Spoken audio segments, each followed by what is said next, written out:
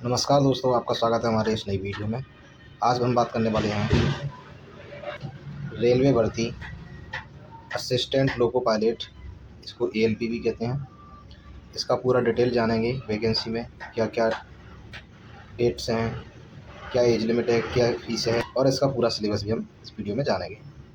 और इसमें ये भी बताएंगे कि आपको क्या क्या जो है गलतियाँ नहीं करनी है, वरना आपका फॉर्म क्या है रिजेक्ट हो सकता है। तो चलिए वीडियो में आगे चलते हैं।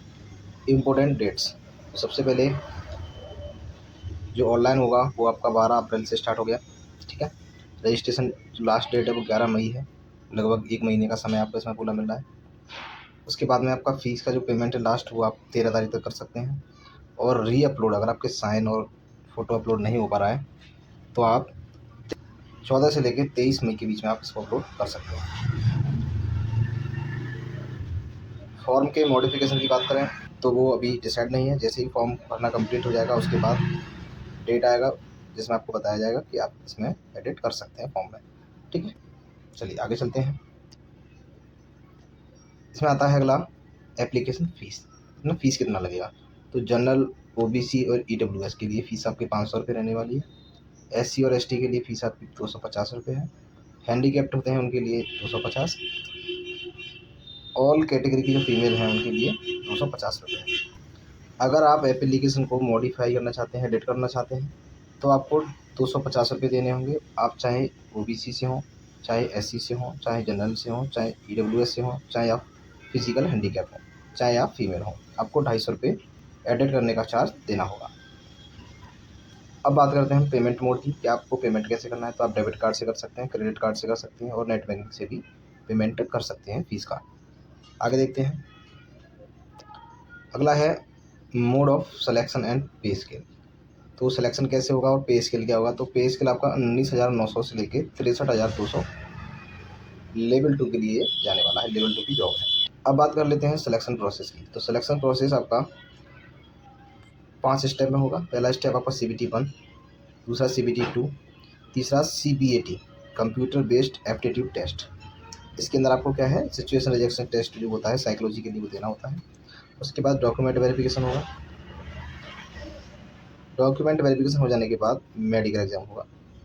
फिर उसके बाद आपकी क्या है, फाइनल मेरिट लिस्ट लग जाती है। उसके बाद आपकी फाइनल मेरिट लग जाएगी। आगे बात करते हैं एज लिमिट। ठीक है, और ये 1/7/2025 से काउंट होगा। 1/7/2025 से काउंट होगा एज। मिनिमम 18 साल होनी चाहिए, मैक्सिमम 30 होनी चाहिए ईडब्ल्यूएस और जो जनरल होता है उसके लिए, 33 होना चाहिए ओबीसी के लिए, और 35 होना चाहिए एससी और एसटी के लिए। इसमें एज में आपको कुछ रिलैक्सेशन भी मिल सकता है, वो डिपेंड करता है कि आप किस कैटेगरी से बिलोंग करते हैं उसके अकॉर्डिंग। ठीक है, आगे चलते हैं। आगे हम बात कर लेते हैं क्वालिफिकेशन के बारे में। ठीक है, तो आईटीआई है जिनके पास, उनके लिए क्या क्या होना चाहिए?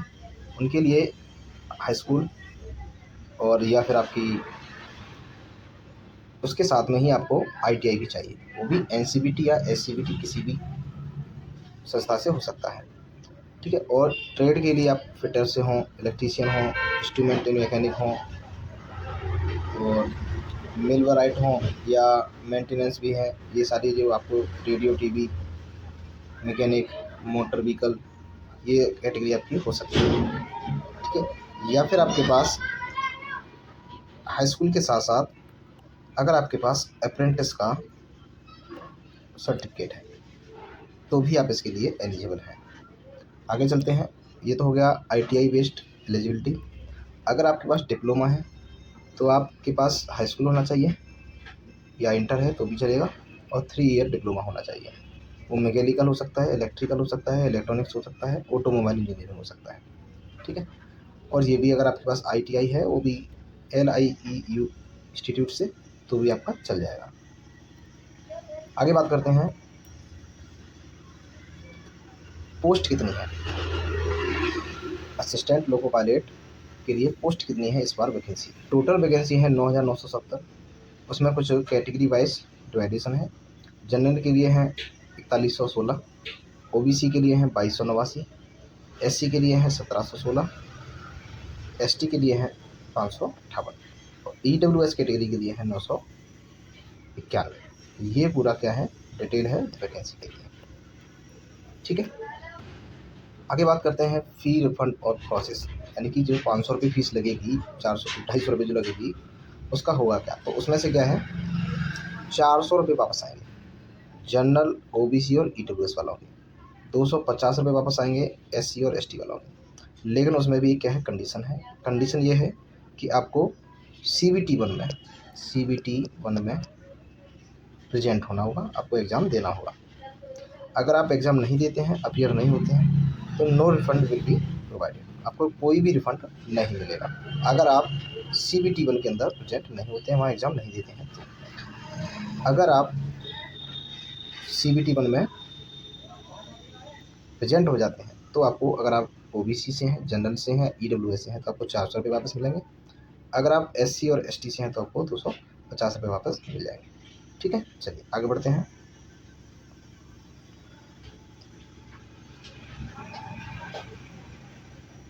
आगे इसमें हम देखेंगे डॉक्यूमेंट क्या क्या चाहिए आपको। तो पासपोर्ट साइज़ फ़ोटो चाहिए आपको, JPG में चलेगा, JPEG भी हो सकता है, 20 से 50 KB के लिए, और वाइट बैकग्राउंड होना चाहिए, रिसेंट का होना चाहिए, फिलहाल का ही, और कलर वाला होना चाहिए। सिग्नेचर चाहिए आपको, वो आपका 10 से 40 KB के बीच में चल जाएगा, और ब्लैक इंक से होना चाहिए, और वाइट पेपर पर होना चाहिए। लेफ्ट थंब इम्प्रेशन अगर मांगा जाए तो ये चीज़ें चलेंगी। डिक्लेरेशन, ठीक है, अगर वो मांगा जाता है तो हाई स्कूल चाहिए आपको, ITI डिप्लोमा या डिग्री सर्टिफिकेट चाहिए आपको, और वो आपके 500 के बीच तक चल जाएंगे। आप जिस कैटेगरी से डाल रहे हैं उसके अकॉर्डिंग, अगर आप ITI से डाल रहे हैं तो ITI का चाहिए, डिप्लोमा से फॉर्म भर रहे हैं तो आपको डिप्लोमा चाहिए। अप्रेंटिस सर्टिफिकेट अगर आपके पास है तो आप उसको लगा सकते हैं, आपको उसका बेनिफिट मिलेगा। कैटेगरी सर्टिफिकेट आपको लगाना है, और वो करंट का ही होना चाहिए।